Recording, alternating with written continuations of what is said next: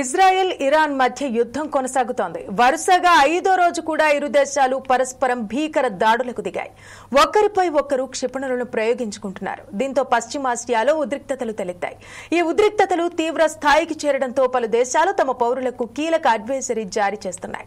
భారతీయులు తక్షణమే టెహ్రాన్ను వీడాలని ఎంబసీ తాజాగా కీలక అడ్వైజరీ జారీ చేసింది.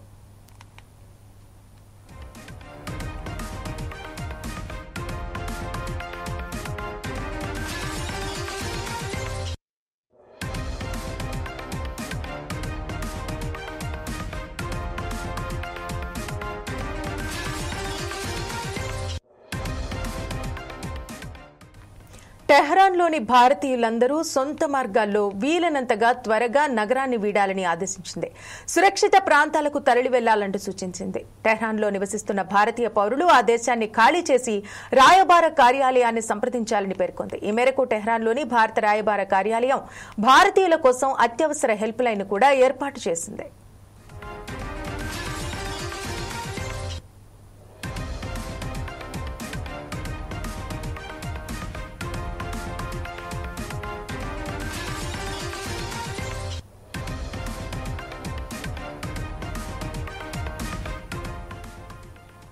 మరోవైపు టెహ్రాన్ను తక్షణమే ఖాళీ చేయాలని ఇరాన్ ప్రజలకు అమెరికా అధ్యక్షుడు డొనాల్డ్ ట్రంప్ సూచించారు.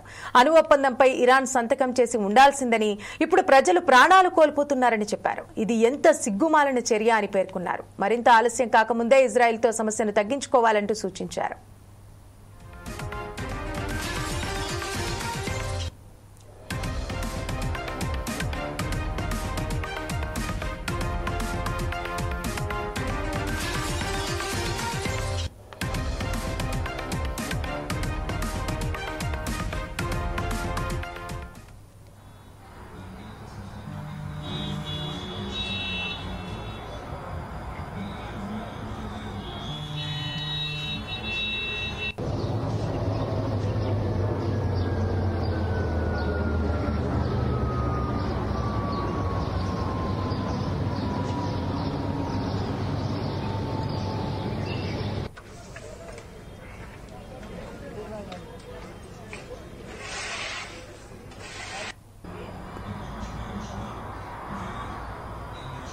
Himmel.